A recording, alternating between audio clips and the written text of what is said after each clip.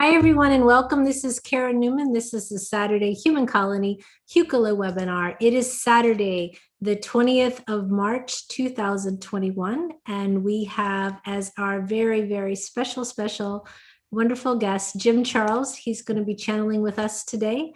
Hi, Jim. How's it going? Good. Good. I feel so over-announced. We had a little glitch, but we're back, so no problem. So for anybody watching, we resent the link out on on email and also pasted it on Facebook. So this week is open. Anybody who's never been in a paid webinar, we're opening the doors for everybody in YouTube as well. So Don can paste the link there, and anyone who wants to come in is welcome today. So we're having open door Saturday at the webinar. It's a very special day. Very special day because today's international. It's the spring equinox. It's the spring equinox International Happiness Day. So this is our gift to you. If you would like to be in the room today, you're welcome. Yeah. So today in the room we have Dawn, we have David, we have Jim, we have Kat, Ian, Jay, Sean, Susan, and some other people are coming in. Stephanie, I think she's there. Yeah. So much love to everyone. We will start with some announcements. Angie. Hi, everybody. Today's class is this afternoon, right after the webinar. It is a godly manifestation, and it is from 1:30 to 3:30. If you're still interested, we do have a few slots left available open. Email classes@hucolo.org. I can get that information out. There is still time to register. Will's going to give a little blurb next. The other thing will be the Galactic Energy Healing Level 1 class, April 24th and 25th, 1:30 to 4:30 Eastern Standard Time. Again, the price is $150. Email classes@hucolo.org, and I will get information out to you. Perfect. Will. The guy Will has classes and tomorrow. Right. And we're excited about it. I came all the way to Rochester for this class, and it's just really going to be interesting about Thoth and Melchizedek and possibly somebody else in the first part of the session. And the second part, I'm really interested in what Nikola Tesla has to say about 369 and Archangel Raziel. And it's just going to be interesting because I'm going to want to pay attention. So I'm going to watch the recordings afterwards because what I'm channeling is, the being is going to be talking at that point. But it'll be English channeling. So what you might be used to with me is where I channel light language and Dim does the translations of it. It won't be like that. There will be questions and answers, interactive practice, lots of great things. Getting closer and closer to that 0 point manifestation for all of us. Awesome. Totally cool. So classes at hucolo.org, and you're welcome. There's a couple of spots left, so call now. The operators are standing by. But we get your point. Okay, so we'll start with some blessings. We'll start with Dawn, and then we'll go to Angie and to Will. Thank you, Karen. Good morning, everyone. Tararo to cheat out usmanuit kiship olana nanayo sohosha. Tara haraharo kushita esana. Ea mole ea koshit na serka. Ea oyanda shiki ewete. Siawanali wea to show. Namaste. Light shines consistent through the universe, whether you see it or not, is a matter of perspective. Where you are is important. Make sure you're on a place where you can see the greatest light and understand it in a way that is important to your life. Enlighten yourself with the lights around you. Okay. Tokora sani amnatikatuhu shisha. Nahad ura katiya nanaku. Pirakatuku ashani mana akatotukura.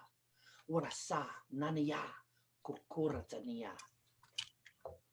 The world that you live in is full of dreamers and drifters, and also those of spiritual understanding and science.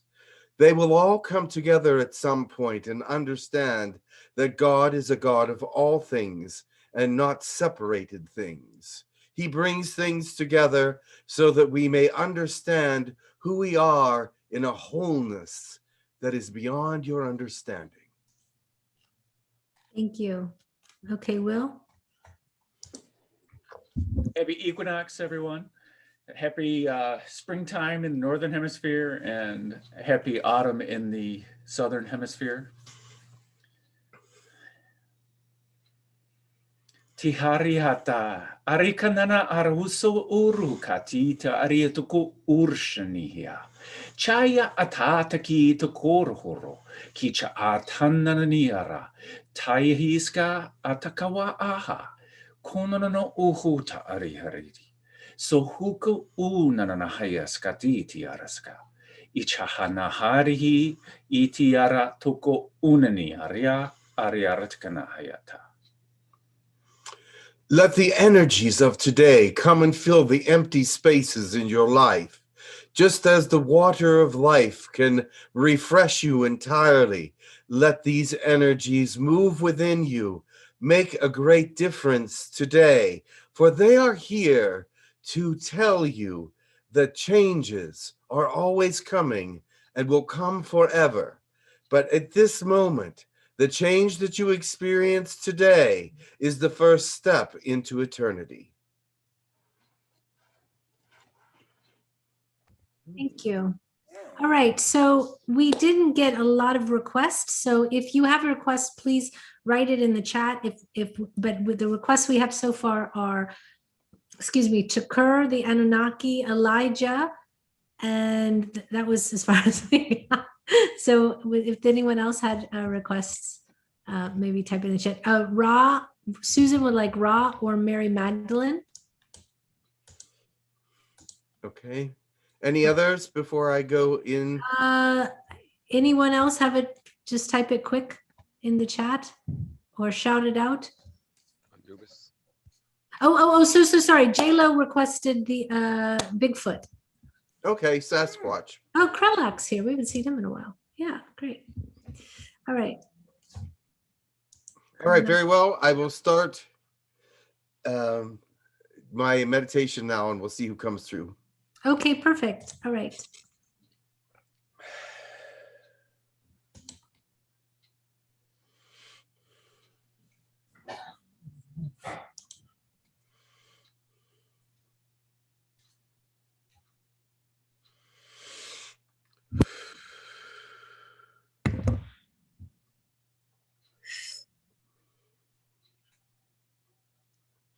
Greetings, I am Elijah. Welcome, Elijah. Greetings, thank you. Many times I have spoken about unconditional love, and I have brought many examples to you about it. But today I want to talk to you about something else. Let's bring it to a starting point, shall we? Let's talk about brotherly love. Let's talk about one-on-one relationships. Let's talk about how you treat one another in this world and in this time and in this day and age. There are many that will treat their friends very well, but the strangers they will ignore and bring about some discontent with them because they are afraid of who they are and what they might do to them. This is a day and age of great fears, of great upsettings, of great overthrowings, of great changes. And you must be aware that there is a reason for this to happen now. You must be that change in the world that you want it to be. You must be that change, the positive change, not all these negative things. But I get off topic. Back to brotherly love. I want to see that you are engaging with everyone, that you are examples to everyone, not your anger, not your opinion, but your truth, the truth of your soul and your heart, the love that is there. Let that shine out. Not that you're an intellectual, not that you know many things, not that you are better than others, not that your past lives were kings and queens and such things, but now the heart, the beauty that is you, that what is what needs to shine forth. You need to shine forth the truth of love and understanding, of compassion. This is the thing the world is looking for. They don't give any cares about how intellectual you are. Oh yes, they will care that you know some things and go, perhaps they do know something that I don't know, but is it worth listening to? You make it worth listening to when you show your heart with it. You make it worth listening to when you show your compassion and wisdom with it. You make it worth listening to when it is you. That you're not just speaking to be heard. That you're not just speaking to make a difference for yourself. But you're speaking to make a difference for the world in a positive way, in a beautiful way, in a very collective way. Please understand that what you do is being viewed by others. It is the example that goes out into the world. It is what they will be talking about. It is what will be shared with others. And if you bring a bad example, that brings you lower into the esteem category with the world. If you show preference, if you show ignorance, that will be viewed by the world and noted, and they will not come to you. You will not have them flocking to you because they want to be near you. They will be going the other direction because they're not seeing love. They're not seeing kindness. They're not seeing beauty. They're not seeing what they need. Oh, yes, there will be some that will flock to those that say whatever because they think that person is nice or they want to be connected with that person in some way. But all in all, what will they learn if that is all that they are doing? If that is all they are looking for? That is what they'll get. A slight connection with bad information, possibly. Maybe some good mixed in there. But you have to do things for the right reasons. You have to do them for the right reasons. If you're looking for true wisdom and understanding and love, you'll go to someone that you feel has that. You won't go to someone that's just spouting intellectualism or spouting something else. And because they look good to you, doesn't mean they are good. Remember, listen with your heart. Listen with your heart and your mind, because all these connected will give you the right answer. You can't just listen with one thing. You must listen with all of yourself. Know who you are. Grow into who you want to be. If this person that you're listening to is somebody that you want to be, then that is somebody maybe you should be listening to. But if you find that at some point they no longer serve you, move on. Move on. And I say that with all my heart. Even if you're listening to me and I do not serve you, you must move on.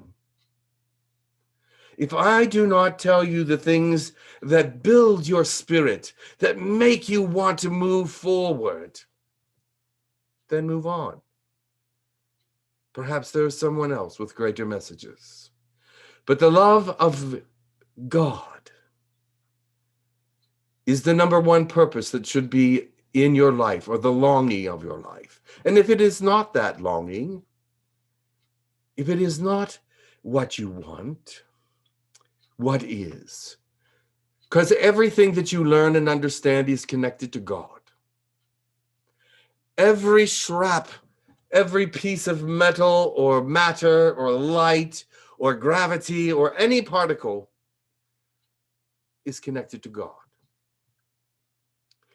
So if you don't want to really know about your world, then you really don't want to know about God either. Because he is the entire essence of everything. Let that sink in a little bit. Because if someone just believes in science and not of anything else, then they are leaving God out of his own equation. And if they just want to learn about God and not science, they're leaving science out of God's equation. For they are all one. All personalities created by God, all things created by God, all understanding created by God, and his allowances for your imagination, which is sometimes what causes negativity. He still allows it. Why? Because he wants you to learn your own lessons, and he will show you that he still loves you, but he will also show you the right answer, if you allow him. So be who you are.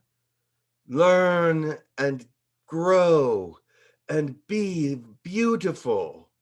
Because as you become who you are meant to be, you will find greater opportunities for missions. You will find greater opportunities to open your eyes and see things. You will find greater opportunities for love. Not only physical love, but spiritual love, friendship love, and love of all the things that you do.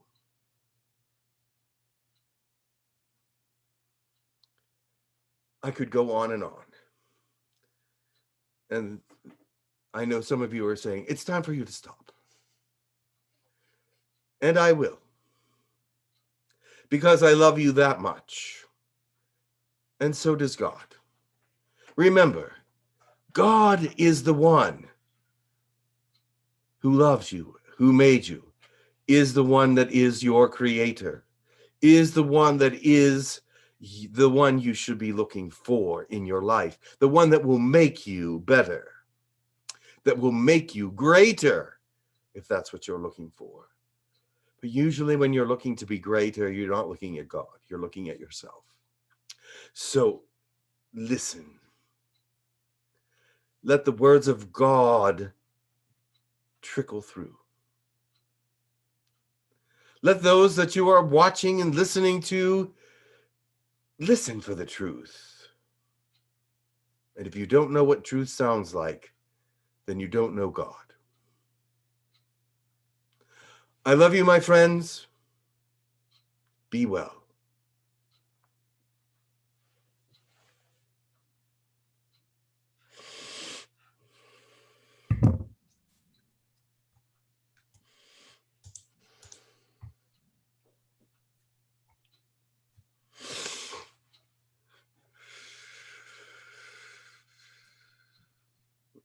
Well, I'm here again. Welcome. My name is Enki. I'm an Anunnaki. Welcome, Enki. Good to meet you. Yes, I heard my name mentioned and I wanted to come through.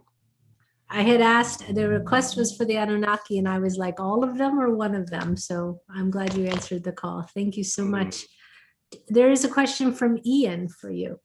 Very well. Questions already? Yes. Unless you have a message first, it's up to you. No, I'll take the questions. Okay, thank you. Great. Thank you very much for answering my call. I'm one of the ones who requested you. Very well. I have an interest in understanding the different spiritual beliefs between different alien species. Because I found out that after talking to various species, that there's also a variety of spiritual beliefs. Of course there is. I'm assuming that you're probably familiar with, our Earth spiritual beliefs or the range of them. And I think We brought some of them to you, yes. yes. And a lot of it, I think a lot of us in this room are believe in the metaphysical aspect of spirituality. And I wanted to know, what are the Anunnaki's spiritual belief when it comes to life, death, and the afterlife, and how it differs from what we believe here on Earth? Well, we do believe in an afterlife to a certain extent. We believe in God also, because without the belief in God, I don't think that any of this could ever have possibly have happened by coincidence or just by chance. So there has to be, and for so many species to be in the universe as there is, that is not by chance. So we had to actually analyze all the things that happen in the universe, the scientific elements of it, and some very interesting energies about it to come to the conclusion that God is a singularity, a God that is of one mind about universal thoughts in some ways. We see that he creates in the same way over and over again. Planets are the same, or different sizes, but can be very similar. Suns, moons, different things have very similar pronouncements, but artistically different. So he's an artist in some ways. So I see him with the other anomalies as well, being testing and checking what is happening in the universe and making mistakes on purpose to see how they will affect what will happen in his universes. So all of these things seem very logical. If you are of a scientific mind, you will see that God is a scientist. If you are an artist, you'll see that he's an artist. If you are a philosopher, you will see that he's a philosopher. If you are a doctor, you'll see that he's a doctor, etc. So this thought process brings us to a mind that God does exist, but that he is someone that is really not concerned about the individual as much as the overall picture. We have come to that conclusion. But the thing is, there has to be some interaction with individuals for him to remain who he is. And so he does give his energy to his people. He does give his energy to his creations, all of them, not just the ones that are sentient and walk around and speak, but all of his creation is given energy. So we see that and we worship him for that. Okay. And I understand that, and that's a very broad perspective. If I may ask a couple of, zeroed in on a couple of things, if you may. Actually, that was the broad perspective. It goes into deeper perspectives, but I wanted to give you the broad one first. Okay. I'll let you continue if you want to go down. No, please ask your question. I want to answer it. Okay. Well, I'm curious about what your beliefs are, or what you've discovered with the death process, meaning the process of dying, the stages of death, what happens in the afterlife, and your belief on reincarnations. From your perspective, what have you found to be true for yourself? All right. First of all, death. We've been through many, many, many centuries of life, going through evolutionary changes, ascension processes, etc., where densities change and things of that nature. So we know that God has to be a part of that, because we as peoples could not have done that on our own. We know that as you ascend into another density and another dimensional outlook with science that is slightly different, that you are in a realm of creation, that God is a creator. So, but what we think about everlasting life, yes, because God is an energy. He has to be energy because it is the only thing that always exists and always has existed. Without energy always existing, there would be nothing else. Nothing would have been created. There would have been a void. Who created the energy? I believe energy is self-supporting. It creates itself in some ways, especially in a creative universe. We have discovered some means by which energy does create itself, and you will discover that in one day as well. It does not need a lot of coaxing to create, but it just needs a little bit. But going further, we also know that there is an afterlife, because with a death, you see the energy leave the person. We have scientifically mapped that energy leaves a person when they pass. Where does that energy go? And why would it leave the body? Why would any energy leave the body or not just die with it? So there is a question that we had to answer. The energy leaving the body goes to that energy field, which is God, because it must re-enter an energy circuitry of some sort. And the human body was that circuitry at one time. Now it must go to another circuitry to exist, because without the circuitry, it would just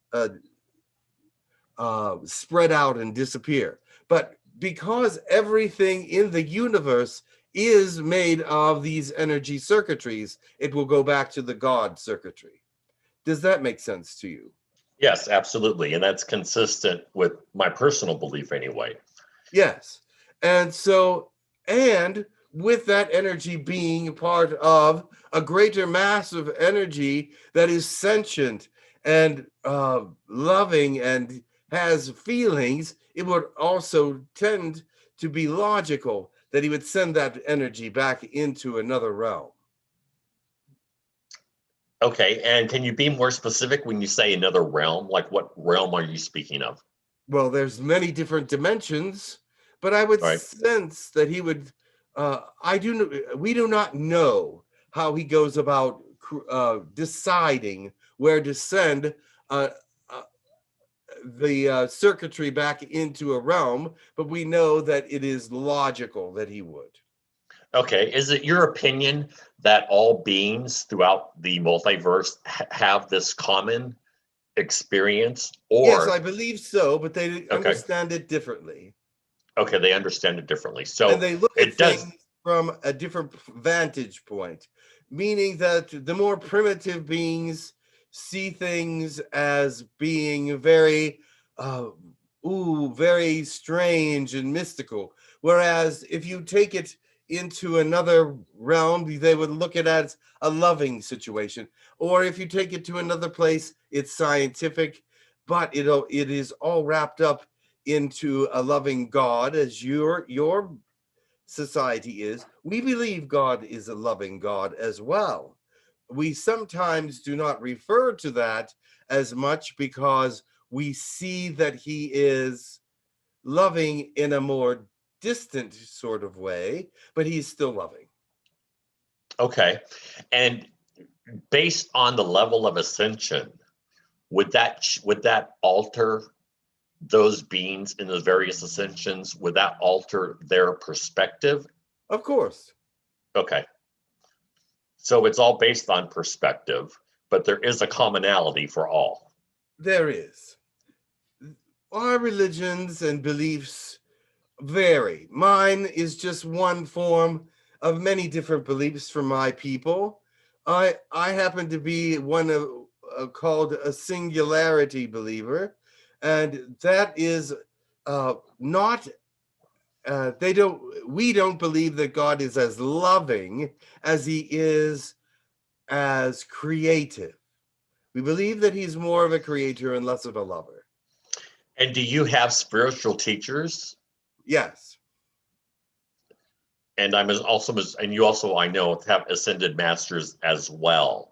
So I would assume so, although we do not connect with ascended masters. We are so close to higher realms and densities. New higher realms and densities are what we like to connect to. Perhaps we should be more spiritually connected. There are such things as spirits, but some of them are just rising or just transitioning. And so we find that many of the spirits that we connect to are not wanting to really speak to us, but wanting to just move forward. Now we know about your angel systems, seraphims and cherubims, etc. They do exist, and we have proof that they exist, but we are in similar realms in some ways. okay. Well, you answered my question, and I found it very interesting, and thank you very much. You're welcome. Okay, thank you so much. There's a question from the YouTube chat from Wendy that's relevant to you. So, hi, Wendy, nice to see you here. Language of Lights. She said she was wondering about, she and Dave were wondering about DNA civilizations that make up the Anunnaki and the ancestors of Anu, or excuse me, that make up the Anu and the ancestors of Anu. Can you speak to that? A little bit, yes. Okay. I am Enki. Anu was my brother. He is more of, he's actually was considered a very nice person as well, but his ancestry moves on, unlike some of the others. He was also a scientist. He was also someone interested in giving his belief system to the world, which he has done, and it's a one God belief system. His ancestry is alive still on the earth in some ways. After the DNA experiments with human life forms from very, very far back, where we changed some of the DNA in human beings and made them more closely able to speak to us and communicate with us and look a little bit more like us, then after a time with these being around these beings, our people began to really like them, fall in love with them, and have children with them. So it is that our DNA is on your planet, and you'll find it in the RH factor of the blood, because that is not a factor of blood that is within your realm of DNA or evolution, in natural evolution. But to be honest, little of it is. It's just a lot of it has become so normalized and so blended in the world scheme of things. It is considered normal, but the RH is still not. What else did you want to know about it? I'm really. That's all we had is the question. Can you repeat it? Maybe I can answer a little deeper. Okay, she just, one second, let me get back to it. She said, Dave and I were wondering about what DNA civilizations that make up the Anu and the ancestors of Anu. So what DNA civilizations, I guess, does DNA Anu come from? civilizations, Sumerians, some, Egyptians, some, Greeks, and we moved around. We didn't stay in one place. Our ancestry and DNA was moved around a little bit. So you'll find us in India, Samaria, and that area the most. A wee bit in Egypt, a wee bit in the Greek and Italian areas, and the Mediterranean.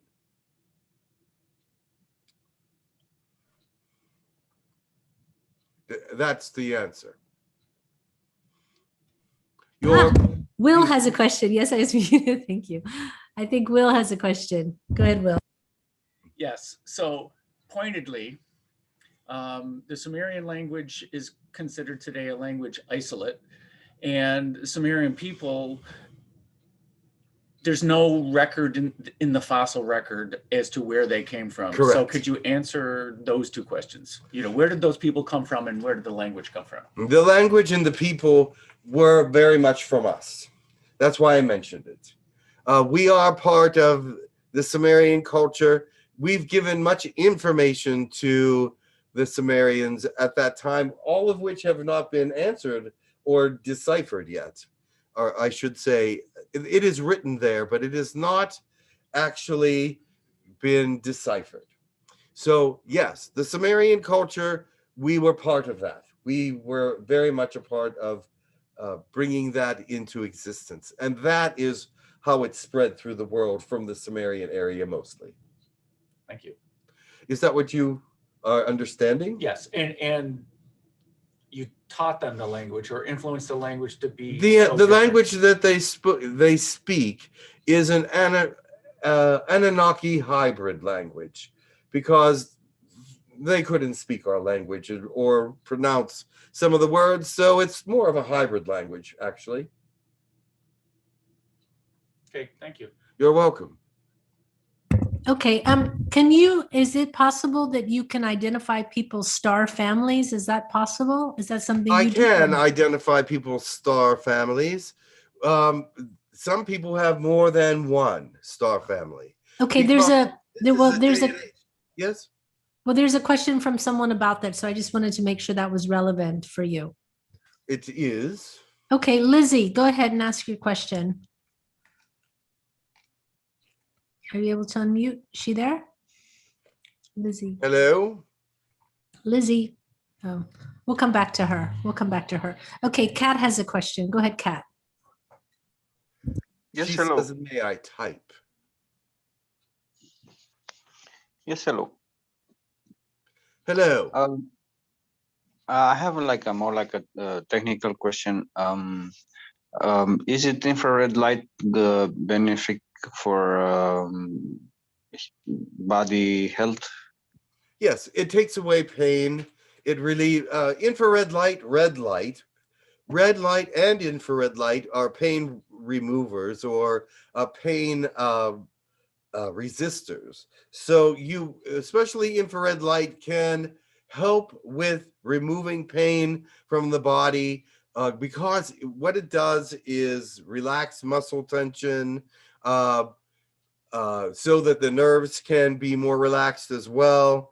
And it does several things at a molecular level that are very positive for health. Now, it can help with headaches, but usually when you're talking infrared light, it's about pain. It's not really about healing cancer or doing any of those things, but it's removing pain.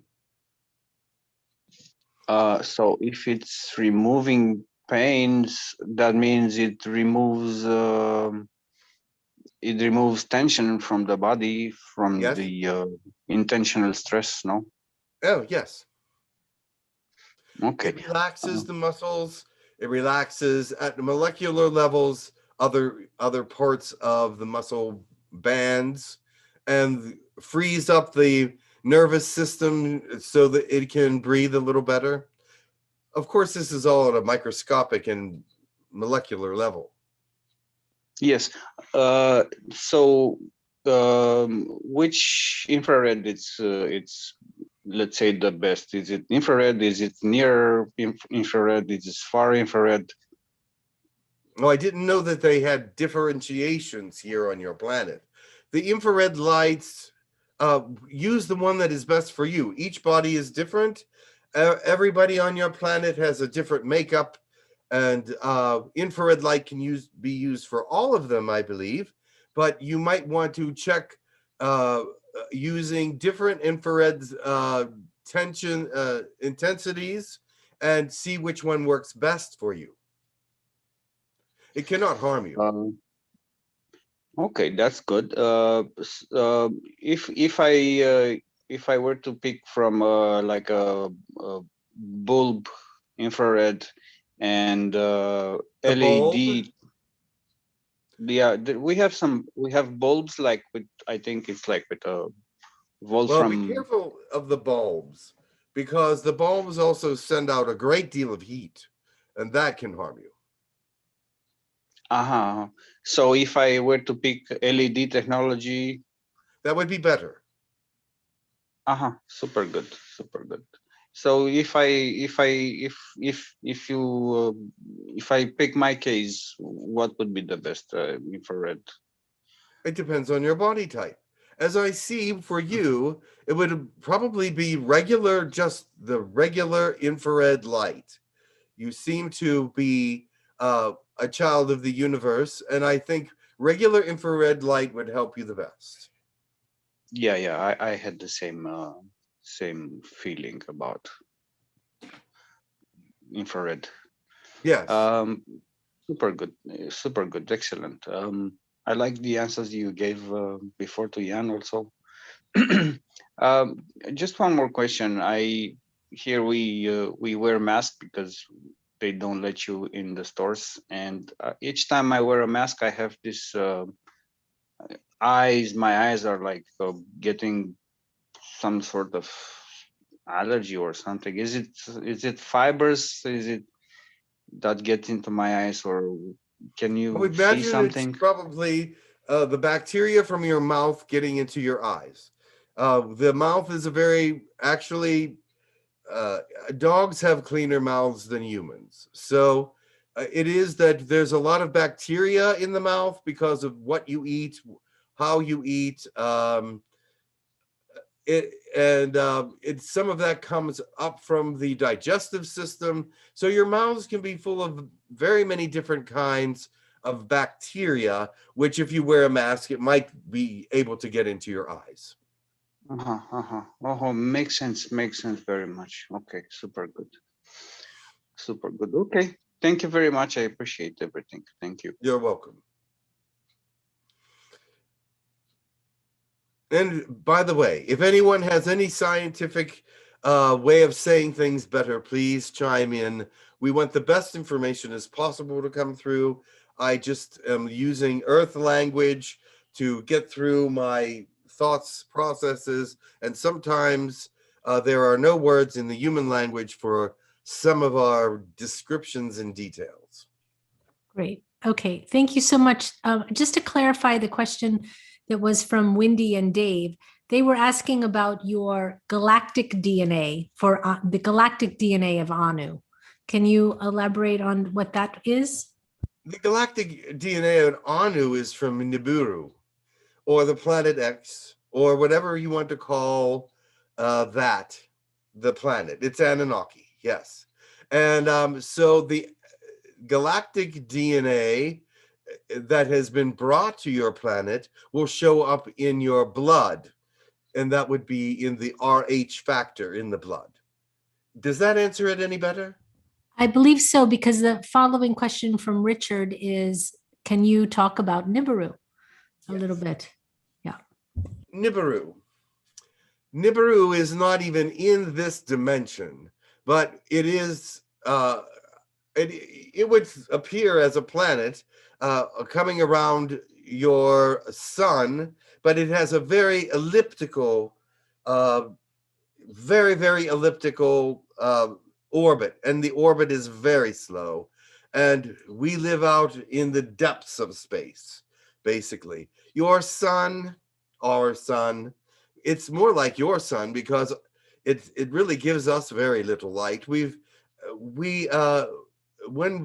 we developed, we were close. We were getting closer to the sun, but it takes hundreds of years just to get close enough to your sun to even feel it sometimes. So our elliptical orbit is very strange and very awkward, but we have learned to survive it. And I don't know how we ever came into existence the way we are. with it being that way. I don't think it always was.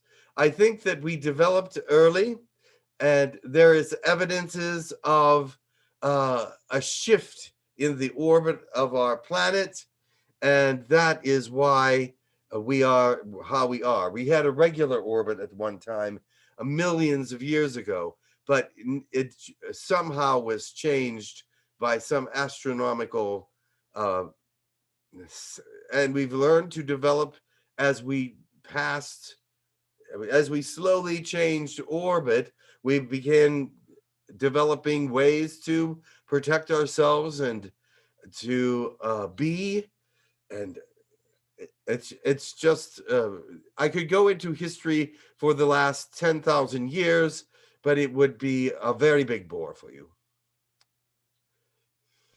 But the planet Nibiru, many different pronunciations from your world, is a dark planet at this point. It would appear as an uninhabited planet to you because we do not live in the third dimension. You would see ruins from third dimensional Nibiru, and that is what you would notice about the planet, is that it's uninhabited. But of course, we're in a higher dimension, so you can't see us. We live right on top of the dimension that was decimated. So as you see this old decimated planet, well, with some of the architecture from that still standing, which we still see today, some of it, it is in a third dimensional setting where we are not. Does that make sense? Yes, yes, it does. Thank you so much for that. Yeah, there was a question from Lizzie. Yes? A quick follow-up on that. Okay. So you evolved for millions and millions. We can't hear you. We can't hear you. You got to come in the screen. How about now? Yeah, perfect. So have you evolved for millions of years, possibly billions of years in isolation? Millions, not billions. Okay. But we did evolve in isolation, and we learned, I guess, the root chakra, the survival chakra, taught us how to survive as we moved greater into deeper space. But it was a slow movement. You have to understand, we could have not survived a quick movement into outer space. There would be no way. The movement was so slow because of something that happened with our orbital prospect that it takes thousands of years for an orbit. Very interesting. Yes. So, but we've learned as we've moved into the outer realms of space how to survive there. And it got colder and colder. And now it's getting warmer again, but not extremely warm. Okay, thank you so much. Okay, there was a question from Lizzie. She had asked, what was her star family? Where does she come from? I mean, where is she? Well, she's here in the chat, but she's not talking. I'm talking for her. All right. I'm trying to see. It's very difficult. There are so many different star families here, but there's a lot of Pleiadians here right now on this planet. And I believe she has a Pleiadian star family. Okay. All right. Thank you. And it's either, yes, it's Pleiadian, definitely. All right. Perfect. Okay. Let me just get back into the questions. Let me see. Sean had a question. Go ahead, Sean. Hi. So I had a question on, so I've been noticing that I've been letting go of more denser foods and I've been kind of going towards more of a, like a liquid, more of a diet kind of ordeal. But I want to I'm trying to gain muscle mass as well. So I don't know if you guys went through that kind of process in your evolution And I was just wondering if Well, you could talk on that. that's a matter of individualism. Each individual on every planet goes through different things. And yes, at some point, the whole species starts going through different changes in their what they eat and how they feel and their attitudes. And at one point, our planet changed to a more vegetarian kind of things. And then at some point, breatharian, which means no food at all, but just drink. And uh,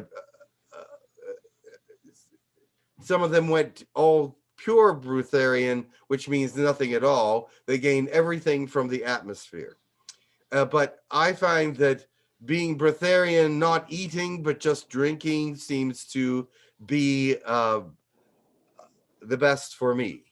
But you may be going through some kind of breatharian thought process, which means that you do not feel like the density of food really sustains you. It's something else. And so the liquids in your society may sustain you better. And also, with that, you want to know that the things that you bring in through breatharianism, through the cells and through the breathing and all those things, they're much more pure because you breathe. The body cleanses out everything that's the impurities in the air. So that is what is happening. As I let go of the more denser food, is it going to be harder to gain muscle mass, or It would be, yes. Okay. But we found that muscle mass is not the answer necessarily. Gaining muscle mass through exercise is where you will find the gaining of muscle mass, because once the muscles are taut and you keep moving them and oxidizing them and keeping the blood fresh and moving them, they become very strong and denser. Yeah, I'm not so big on like getting huge or anything. I just want to have like good strength from that. Well, then do a small amount of exercises is necessary. Otherwise, you will atrophy. Okay. And then I've kind of been noticing a lot more that our bodies are more of like a kind of like a microcosm of what's kind of going on in our outer world. And I was just wondering if you could emphasize more on that, or talk more on that. Microcosm of what's going on in the outer world. Like if you have like a pesticide and then your behavior starts to change differently. Well, yes, different chemicals in your atmosphere, or even waves, or even particles, will change the way that you are living and how you feel. There's no question about it. You must filter your atmosphere if you want it to be pure. Your outside atmosphere, depending on where you are on the planet, can be very clean or can be very polluted. So, because what happens is the pollution is not going to go sideways and pollute everything sideways. It's going to go up. And then as that becomes more polluted up here, it'll start to filter down. And so that's when your whole planet becomes polluted in the atmosphere. But some places it is just that there is a lot of manufacturing and pollution in that just general area, and that is unhealthy, or they have a greater amount of pesticides or chemicals in the air, and other places are totally and completely clear. Okay. And yes, it will affect your actions and your attitude and even some of your thought processes, because as you are poisoned by an atmosphere, you will change your way of thinking. Your thought processes will also change because they are part of your physical makeup, your brain, that is. Okay. And then I've been noticing I've been a lot more sensitive to energies, and I have a kind of a hard time with the whole protection thing of protecting my energy. I'm just kind of struggling on a good way to protect it. Or Protect your energy. yeah. Let's see. What have you been trying? Been trying visuals like a blue light around me from Archangel Michael, and then the violet flame around that to kind of protect myself psychically. Mhm. And then kind of filling the rest of the inside of my aura with white light. Very well. Those kinds of protections are logical and energetic, and they should work for you. But if you want something greater than that, then you must believe that there are greater ways to accumulate that source. God sources are much stronger. The angelic source should be very strong for you. They are very high dimensionally, and so they should be able to help you out quite a bit. But if you're not feeling it as strongly, there might be energies around you that need cleared. Perhaps clearing your home of negative energies would be the first step. And then these other things that you do may become more powerful and more useful to you. Yeah, I've cleared my home pretty well, I feel, but it's just when I'm going into stores and whatnot, I could, especially like Walmart, it's really, really dense, and I just feel really off after I do go in. Well, then you must cleanse yourself once you leave the Walmart building, and then not bring that home. You must shake it off before you get there, because it will poison the atmosphere of the home. So I would do that before you get into your vehicle, whatever you use to transfer around, and try to cleanse as much as that off before you get into any space that you use. Okay. Thank you. You're welcome. That's all I have. Thank you. There's a question from Luba that says, I heard our blood was created in a laboratory by Ebi, the Ebi civilization from the 12th dimension. Is that true? And can you spare a few words on this? Thank you. Oh, of course, 12th dimensional information is very, very high. And yes, there is part of 12th dimensional science in you, I am sure. This is how you would know about it. I don't know, because connections to the 12th dimensions are very difficult to make. There are few that can make such connections, because it is such a high density and it is such a distance from your own. You're at the lowest density and that's the highest. So yes, 12th dimensional information is in everything in the universe. But how you would be specific about it, I'm not sure. Because even we in the 6th dimension do not fully understand the 12th or the 11th. Okay, thank you so very much. Okay, there is a question from, let me get back up. There is a question from Lilypad. Go ahead, Lilypad. Hello. I just was wondering, what do you do now? What I am doing now, there are many things. The Nibirians, if that's how you want to pronounce it, do many things.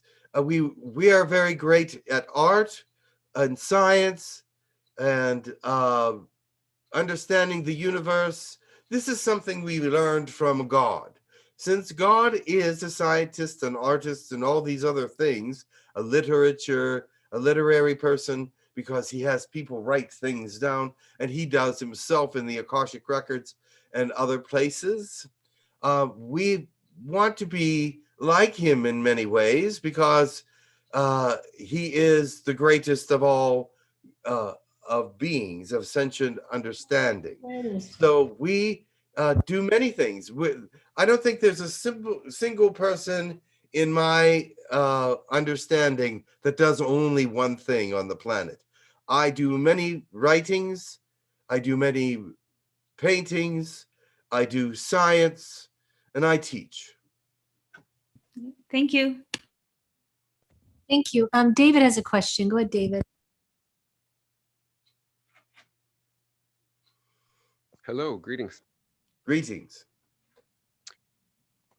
I'm wondering about, because I've been speaking language that seems to be what you're connected with, if, of our connections or anything that you may have to share that will be helpful to me on this path and to help others. And I can speak some of the language to see if it's connected. Yes, Kiatu, you go ahead. kiatura manatia rapukua sanahania shakura atiasan. Yes, that is a very ancient Sumerian. Our language has changed since then, by the way, but and you have a hybrid Sumerian language on your planet, but that is a pure ancient Sumerian language according to your planet. So for an Anunnaki, it's a hybrid language. What you said was the time is now for all things to change, and that is true. On your planet, that is the time. But yes, you do have a connection to ancient Sumeria. You were one of the book writers. You used cuneiform. Do you know what cuneiform is? I don't remember. Well, it's imprints in tablets. So the tablet had to be moist, and then you made imprints in it for the language itself. And many of these books have not been fully translated, but the ones that have been translated to give you information about how to build spaceships, how to use vibration to lift things, how we lived. There were many pieces of information about the Anunnaki in these different cuneiform tablets. Is that correct? 100%. Hi. I heard something from your mind. So I would be able to help translate at some point, maybe? Just wait 1 second. Someone's got their mic open and I'm just going to close their mic. 1 second. All right. Okay. Thank you. Will you be able to interpret those books at some point? That is up to you. You must grow and advance and understand. Have you been studying cuneiform? No. Well, you must study it to be able to interpret it. You have to read it first. You have to learn how to read it. Okay. But there are some books that are in altered cuneiform writings, which are the books that have not been deciphered yet. They're not sure what these books actually say because the original thought process behind the words and alphabets of it have not fully been discovered. Okay, nice. Can you say anything about, so do we have a connection from back? Have I had lifetimes with you, or what's? There were lifetimes. It looks like you had at least 1 or 2 lifetimes in the Sumerian area. And those lifetimes, one was with literature of some sort, and one with what? Wit-whiz. Wit-whiz? I do not understand the word. Yeah. It's a Philadelphia joke. Oh, I do not understand it. But the thing is, yes, 2 different lives that I can see, one with writing and one with being a servant of to someone that is important, very important. Okay, and would it be helpful, anything about the energies coming in right now? I've heard a lot of people feeling nauseous and Your Mr. Earth Ed. energies are disturbed by your grand solar minimum / maximum. During the grand solar minimum, there was a great solar flare, which changed it into a grand solar maximum just for a short period of time, for about 10 days. And which really is the reason why you're seeing so many earthquakes right now. Oh, okay. Okay, thank you so much. All right, there's some questions from, there's just a lot of questions. Okay, Joan has a question. She says, are there 9 sister Pleiades or is it really 7 sister Pleiades? Can you explain where the other 2 planets are, who they are, and where they are? Well, that would be from your vantage point. You have to understand your vantage point of the stars is different than ours. And so I do not know and have not discovered all what you see from your vantage point in the universe. So yes, it is said that there are 7 sister stars. However, from our vantage point out here in space, there are not 7 stars. There's one on top of the other, so there's only like 6. And if we go down to look from your vantage point, there are 7. The other 2 are farther behind. And they actually are not part of that grouping energetically. So I would say there's only 7. That's interesting. From which vantage point are we looking? Very good. Correct.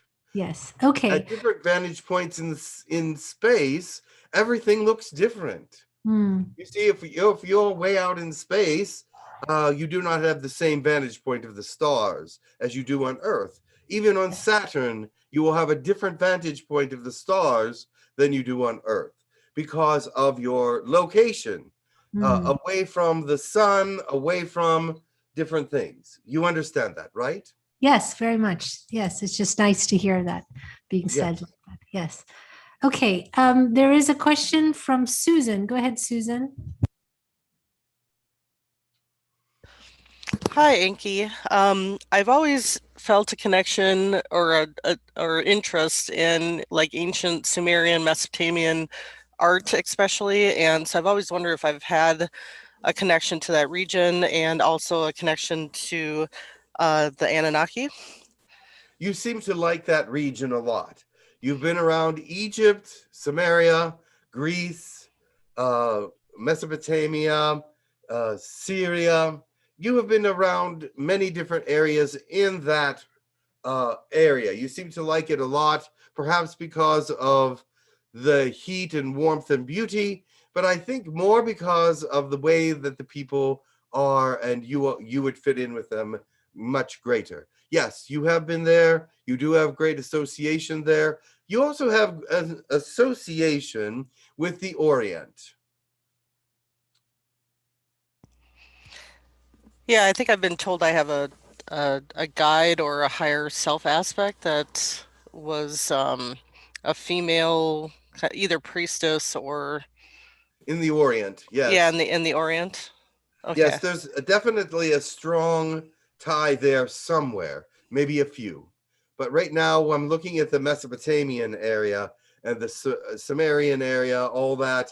And yes, you have been there 5 or 6 times. Not always in important roles, but always in roles that have helped others, have been useful.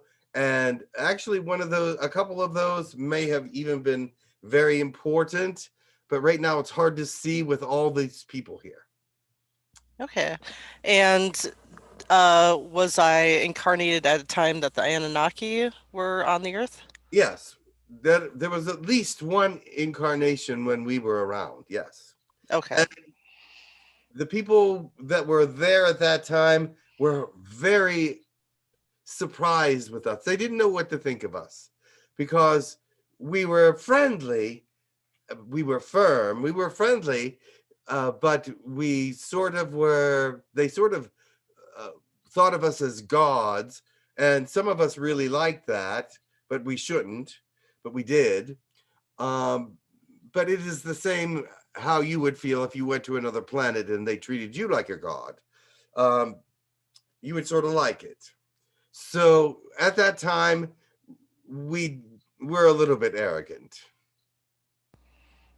Okay, great. Thank you. No, that helps clarify some things. So thank you very much. Much Great. love.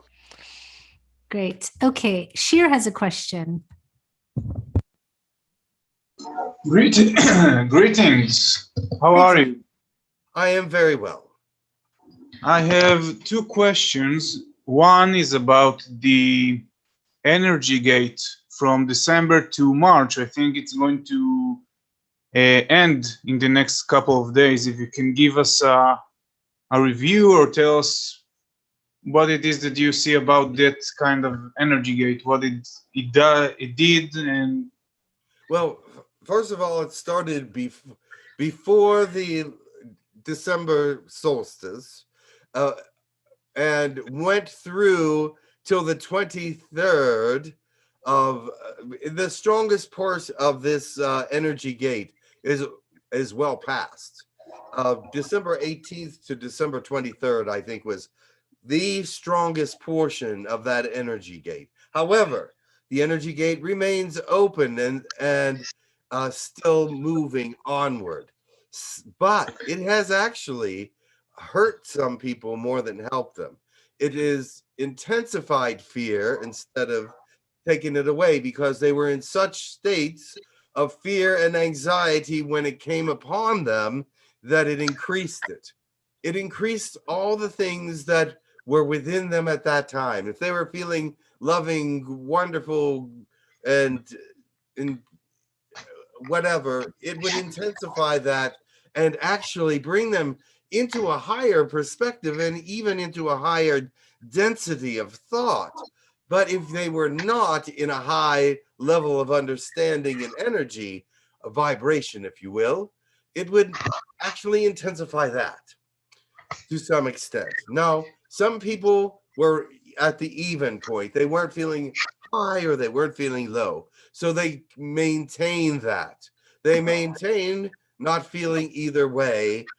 They're just going on with their normal, everyday, whatever, and haven't really felt much different. But you must understand, this gate can still be taken advantage of if you move into higher realms of thought and density and vibration. It can pick up on that and use that very effectively and efficiently to make you aware of things, to make you understand things better, if that is your intention. thank you. Also, this month, it was discovered some new portions of the Dead Sea Scrolls.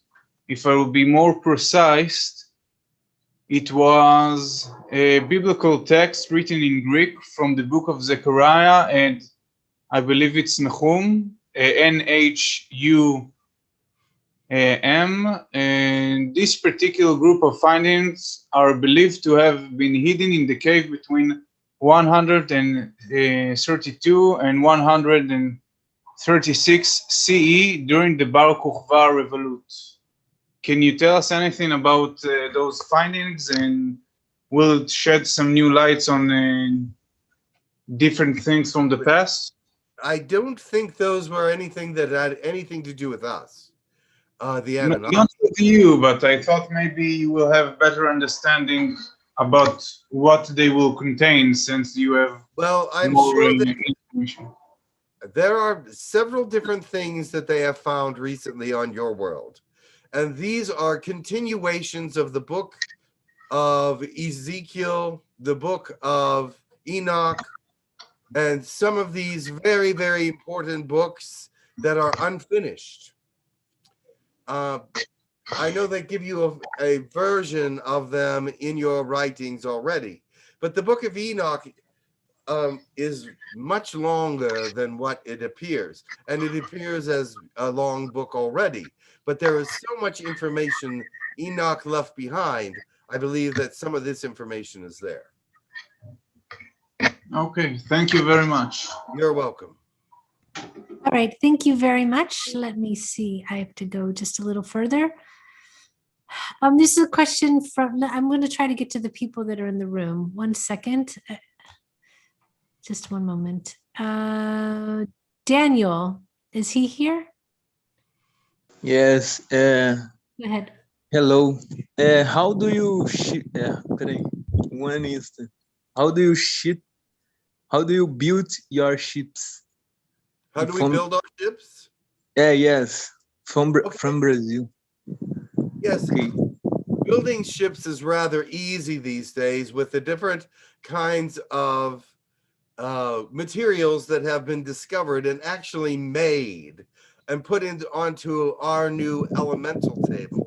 Ununium, mosconium, as they would be called here, and some of the others are important elements in making the ships that are to be very versatile and reactive, meaning that they react to heat, they react to cold, they react to anything that they would run into in the spatial surfaces. So how we build our ships is like you build your ships, except some of the parts are no longer made by beings, but they're put into what you might call a giant, what is the word here? Something that creates other things, replicators. They would be Machines. put into giant replicators and made the parts for them.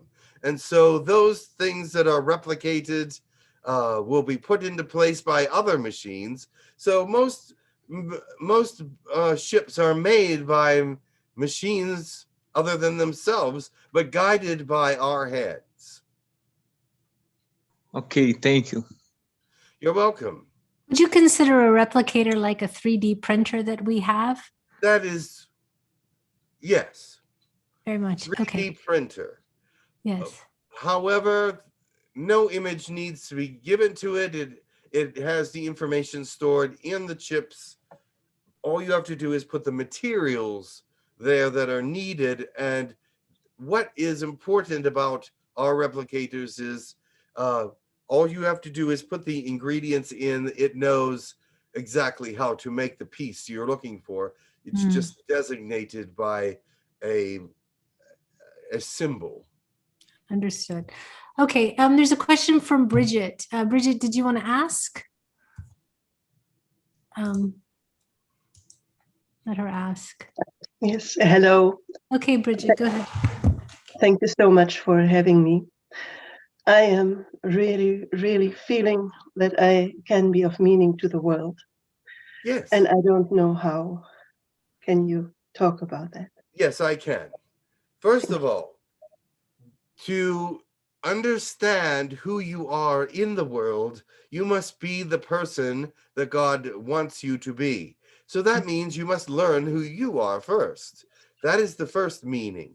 You must find out what does not suit you and what is negative about you that you must get rid of, and then fertilize the positive things and bring them into your light, and then study why your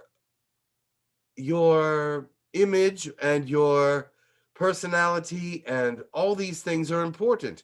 You know that you have strong properties as a human being, as an individual. These things God will use, but you must be the person that He is creating first. And so as you are learning that, as you are becoming that, He will start showing you what you can do. Yes, I have this silly thing.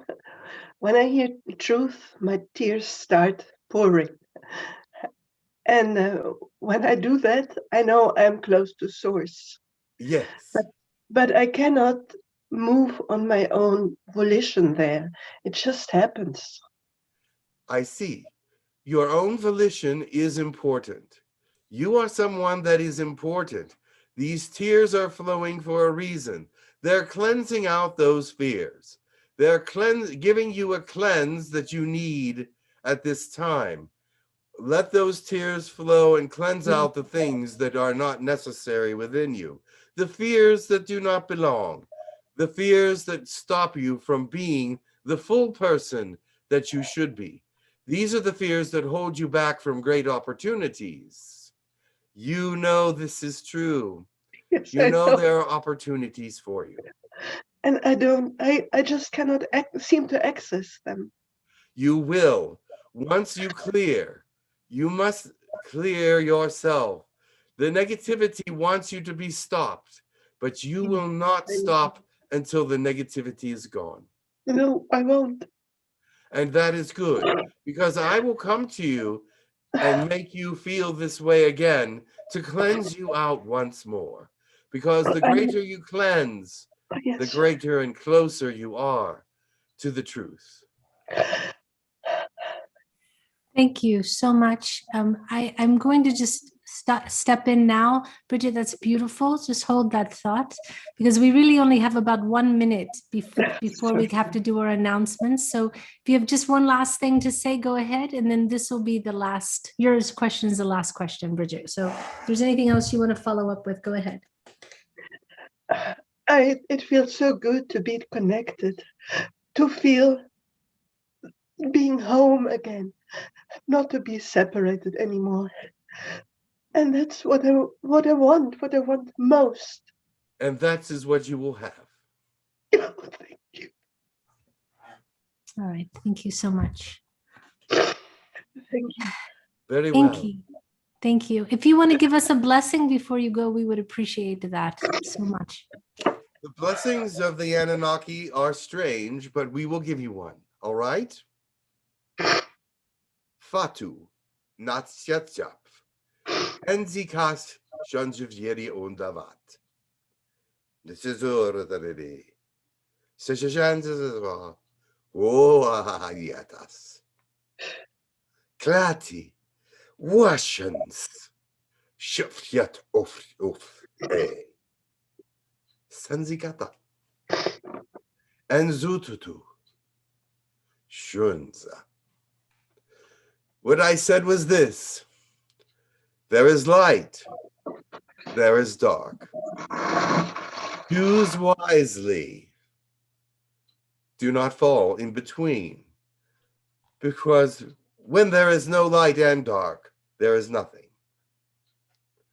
You must grab a hold of truth,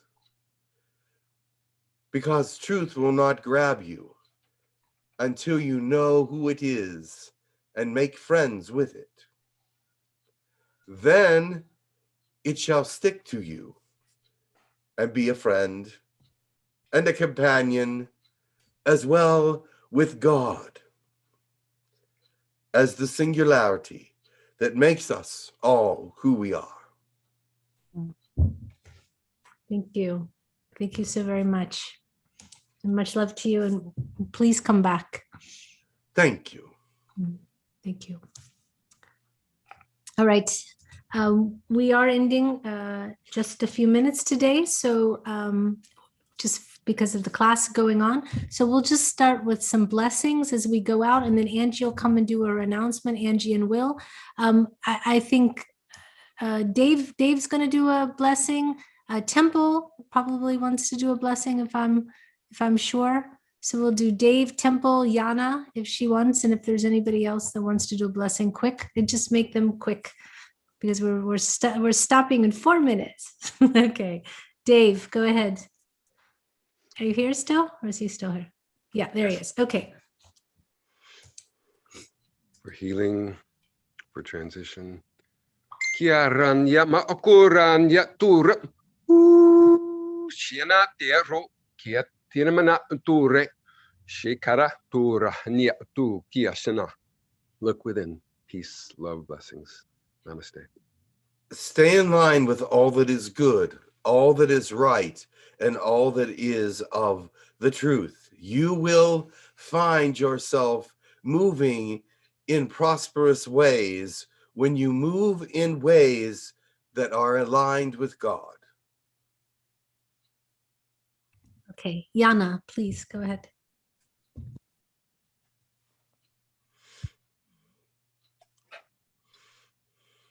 Tortina kanata tayanaka ete irteneo kuata tanaka o ortua Tenaka ortina aiteke aitete aikete tartine pua. Hannonuku atete. Thank you.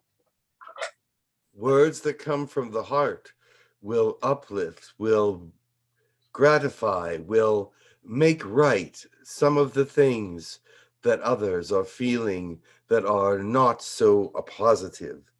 Give of your positive side so that the negativity can melt away in a way that is harmless. Tempo, are you here? Did you want to do a blessing? I would, yes, thank you. Okay, great. Thanks. Nuskata at ki unotup ushkta kiki titia sonolo tuka ik anishknik utiataka kukulut unuskutubu tojakata tiatas kata anoto taska tiala hasha nasta. Namaste. Let love reign, let it flow, let it bring forth all the things of goodness to your world. It seems that you are bound up by many negative things. Break free as you can, for as you break free, these things will break free as well. And they must break free for you to move forward in a very social and collected way.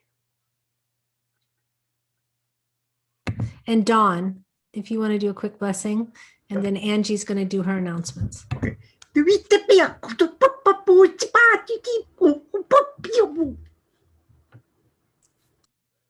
Get ready. Changes are coming. It is time for you to be aware. Thank you. Angie, dear lady. Hi, everybody. Thank you very much. Our Godly Creation class will be this afternoon, 1:30 to 4:30 Eastern Standard Time.